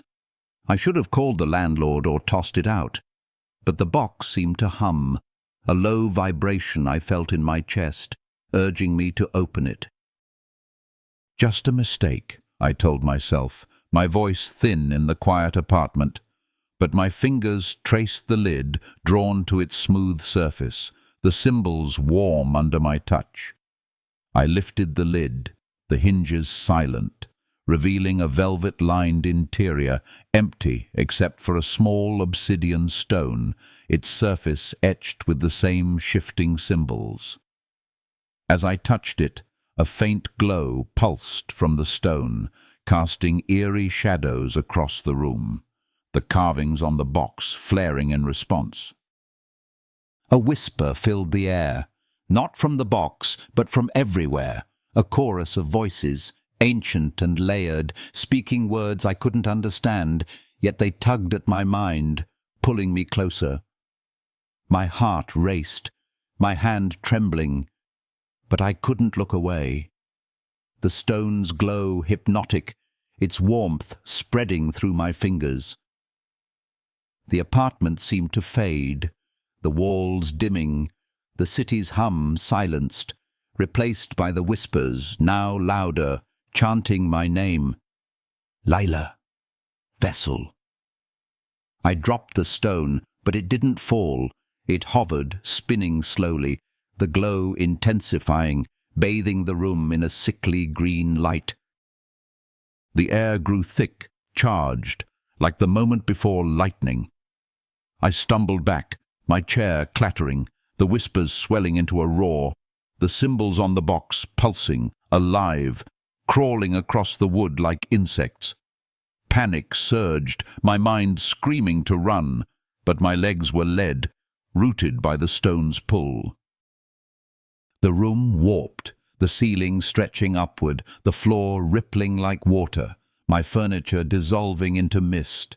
The whispers became a single voice, deep, resonant, speaking directly to me.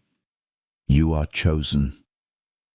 My vision blurred, the green light swallowing everything, and I felt a tug, not physical but deeper, as if my soul was being drawn out, pulled toward a void. I screamed, the sound lost in the roar, my hands clawing at the table, finding the box, its carvings now burning under my touch. I slammed the lid shut, hoping to stop it, but the glow leaked through the seams, the voice undeterred. Open the way! I yanked my hands away, the stone still hovering, its light pulsing faster, the room now a kaleidoscope of shadows and symbols, the whispers a deafening chant. My apartment was gone, replaced by a vast cavernous space, stone walls etched with glowing runes, a ceiling lost in darkness, the air cold and heavy with the scent of earth and decay. Figures stood in a circle around me, cloaked in robes, their faces hidden, their eyes glowing like the stones, unblinking, fixed on me. Vessel, they intoned, their voices merging with the whisper. Carry us. I backed away, my heart pounding, the runes on the walls flaring, their light searing my eyes. The figures stepped closer, their robes rustling, their hands reaching out, fingers long and claw-like, brushing my arms with a burning cold. I turned to run, but the space had no exits, only endless stone, the runes pulsing in time with my heartbeat. The voice spoke again, now inside my head. "You cannot refuse. You are ours." My knees buckled, the stone's glow now within me, a warmth spreading through my chest, pulling me toward the void, its call irresistible. I fought the pull, my mind screaming against the voice, but the warmth grew, a fire in my veins, the runes' light blinding, their patterns etching themselves into my thoughts. The figures tightened their circle, their chants a low hum that vibrated in my bones, the stone hovering closer, its glow now a pulse, matching my heartbeat. "No!" I shouted, my voice raw, and lunged for the box, still on the table, its lid cracked open, the source of this nightmare. I slammed it shut, the impact jarring my arms, but the stone shot upward, spinning faster, the runes flaring, the figures' eyes glowing brighter, their hands now inches from my face. The void called louder, a black expanse opening behind the figures, its edges rippling, pulling at me like a tide. I felt myself slipping, my memories, my life, my name, fading, replaced by the voice's promise. "You will be eternal." Despair clawed at me, but a spark of defiance flared. I wasn't theirs. Not yet. I grabbed the box, my fingers burning on the carvings, and hurled it at the stone, praying for a miracle. The box struck, a deafening crack splitting the air, the stone shattering into fragments, their glow fading, the runes dimming. The figures shrieked, their forms wavering, dissolving into mist, the void collapsing with a sound like a dying star. The cavern vanished, my apartment snapping back, walls, furniture, the city's hum. But the air was still heavy, the metallic tang stronger, the box now cracked, its carvings dull but pulsing faintly. I fell to my knees, gasping, the warmth in my chest fading, but not gone, a lingering ember that whispered my name. The apartment was silent, the city outside unchanged, but I knew something had shifted, something irreversible. I stood, trembling, and checked the box. Empty, the stone gone, but the carvings seemed to watch me, their lines etched in my memory. I wrapped the box in a towel, stuffed it in a closet, locked the door. But the whispers lingered, soft, at the edge of hearing, not from the box, but from within me. I called the delivery service, demanded answers, but they had no record of the package, no trace of its sender. The landlord swore no one had been in the hall, the building's cameras blank for that hour, as if time itself had paused. I tried to resume my life, work, routine, but the ember in my chest grew, a pulse that flared at night, urging me to open the box again, to listen. My dreams were no longer mine. I saw the cavern, the figures, the void, but now I stood among them, my eyes glowing, my voice chanting their words. I woke gasping, my hands tracing symbols in the air, symbols I didn't know, but felt in my bones. The city felt different, too bright, too loud, as if I no longer belonged. One night I couldn't resist. I pulled the box from the closet, its carvings warm, alive, the whispers louder, promising answers, purpose. I opened it, expecting nothing, but a faint glow spilled out, not from the stone, but from me, my skin pulsing with the same sickly light. The apartment dissolved again, the void reappearing, but this time I didn't fight. I stepped forward, the figures waiting, their hands guiding me, their voices welcoming. "Vessel, you are home." The void swallowed me, a rush of cold and light, and I was gone. My world left behind. I'm somewhere else now, a place of endless stone and shadow, where the figures are my kin, their chants my thoughts. Time doesn't exist here, only the pulse of the runes, the will of the ancients, flowing through me, through us. I see glimpses of my old life, my apartment, my city, but they're distant, like a dream fading at dawn. I am their vessel, their bridge, carrying their essence, their truths, into realms I can't name. I don't fight it anymore.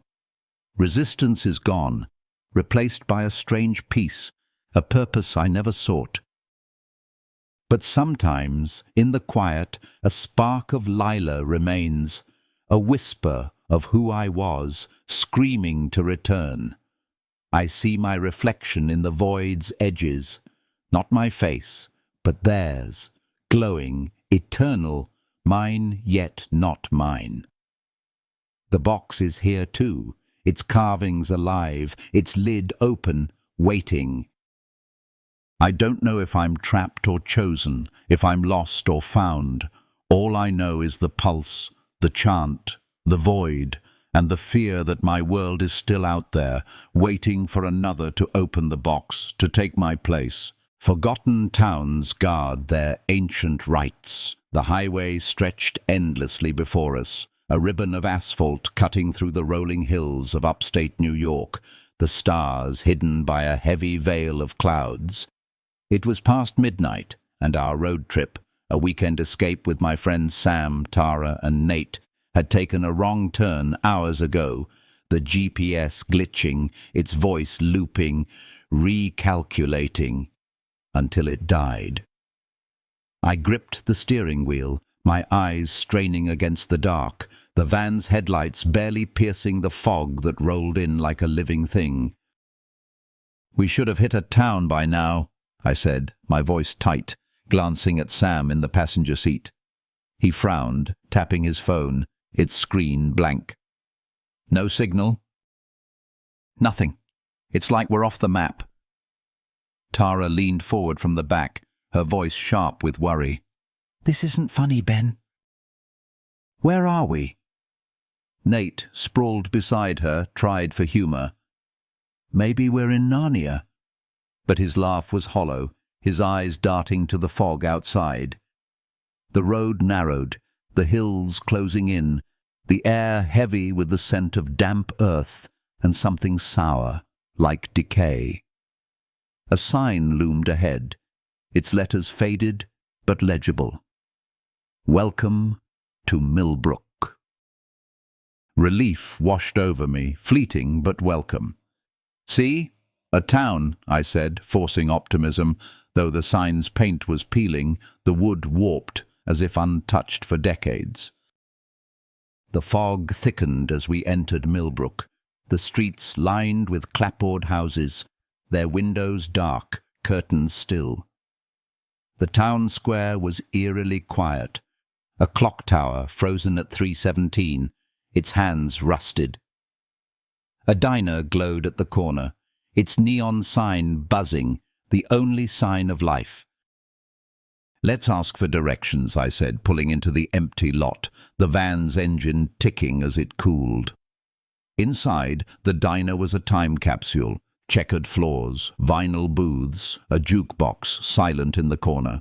A dozen locals sat at the counter, their faces pale, their eyes too large, too still, turning to us as one. A waitress, her name tag reading Evelyn, approached, her smile tight, her gaze fixed. "Lost, are you?" she asked, her voice soft but resonant, as if layered with others. I explained our situation, my words rushed, the diner's air thick, smelling of grease and something metallic, like old blood. The locals watched, unblinking, their smiles mirroring Evelyn's, their movements eerily synchronized. "Stay the night," Evelyn said, her tone insistent, gesturing to a staircase at the back. "Rooms upstairs." "Free for travellers?" Sam hesitated, his hand brushing mine, a silent warning. But Tara, exhausted, nodded. "Just till morning," she said. And Nate shrugged, too tired to argue. Against my better judgment, I agreed, the locals' gazes boring into us as we followed Evelyn upstairs, their whispers starting as the door closed, soft and indistinct, like a chant. The rooms were sparse, narrow beds, faded quilts, windows nailed shut, the air stale, heavy with that metallic tang. I locked our door, my unease growing, the whispers now audible through the walls, rhythmic, not English, but older, guttural. Sam checked his phone. No signal, the battery draining fast. "This place isn't right," he whispered, his eyes wide. Tara sat on the bed, clutching her bag, while Nate paced, muttering about creepy vibes.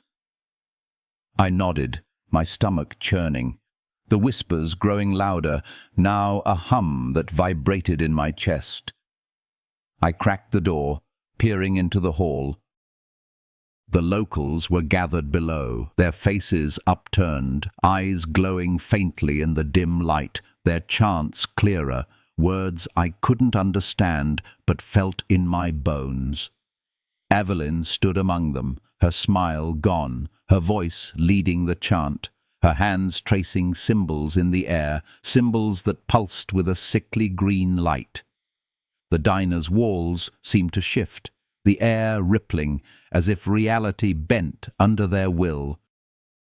"We need to go," I hissed, grabbing my keys, the others nodding, their faces pale with fear. We crept downstairs, the chants masking our steps, but the locals turned as one, their eyes locking onto us, their smiles returning, too wide, too sharp. "You can't leave," Evelyn said, her voice a chorus, the others echoing her, their hands reaching out, fingers long and claw-like. I pushed past, heart pounding, and we bolted for the van, the diner's door slamming behind us. The keys slipped in my shaking hands, the engine sputtering before roaring to life. The locals poured onto the street, their chants a deafening roar, the fog swirling around them, their eyes glowing like lanterns in the dark.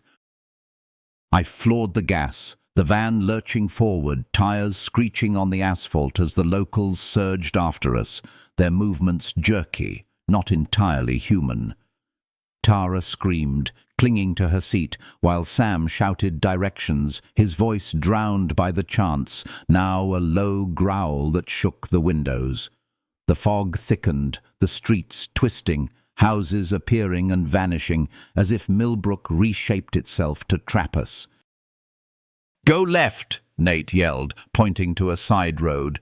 But the town seemed alive, the path narrowing, the fog coiling like a living thing, whispering our names. The van's headlights flickered, the engine stuttering, as if the town's will pressed against it. The locals were closer, their glowing eyes piercing the fog, their hands clawing at the air, their chants a pulse that vibrated in my chest. I swerved, avoiding shadows that lunged from the fog, their forms indistinct but massive, not human, not animal, something older, hungrier. Sam gripped my arm, his voice shaking. "What are they feeding?"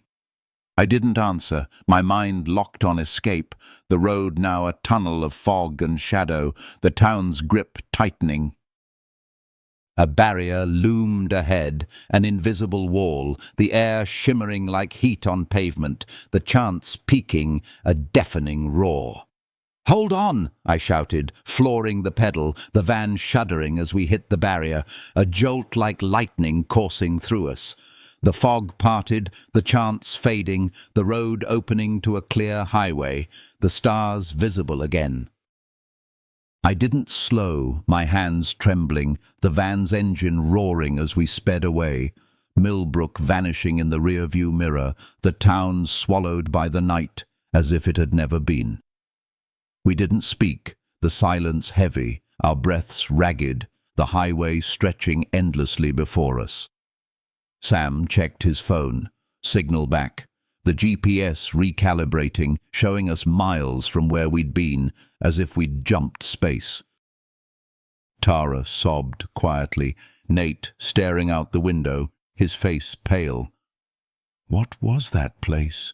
he whispered. But none of us had answers. We stopped at a gas station at dawn, the fluorescent lights a harsh relief. But the clerk's casual greeting felt wrong, too normal after what we'd seen. "I reported it to the police, showed them our GPS logs, but they found nothing. No Millbrook, no diner, no record of a town by that name. They dismissed us as pranksters, their eyes skeptical, but I saw fear in their glances, as if they'd heard similar stories, buried them." We went home, tried to move on, but Millbrook haunts us. Sam drinks too much now. Tara won't leave her house. Nate checks maps obsessively, searching for a town that doesn't exist. I'm the worst. Every road trip, every turn, I see that sign, its letters glowing, welcoming me back. We don't talk about it, but we know.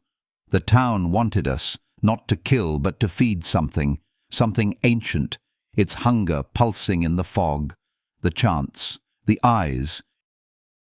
I found a mark on my wrist weeks later, faint, like a scar, shaped like the symbols Evelyn traced, warm to the touch, alive. It flares at night when I hear the whispers, soft, calling my name, urging me to return. I avoid highways, stick to cities, but it's no use.